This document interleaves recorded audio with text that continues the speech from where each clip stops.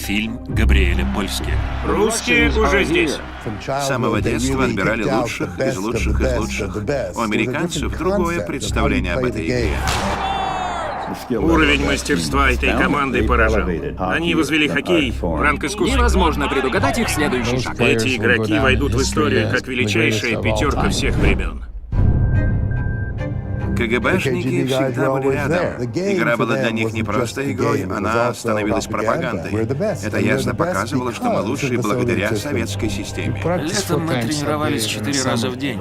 4 раза. Зачем мы так мучаемся? Зачем играть за человека, который не уважает нас как людей? Спорт был чем-то вроде войны.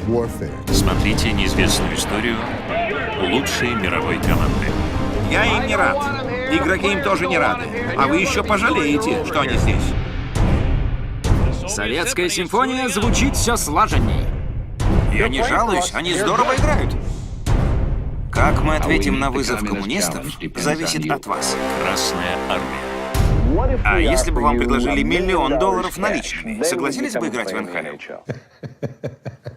Фильм Гейба Польски. Красная армия.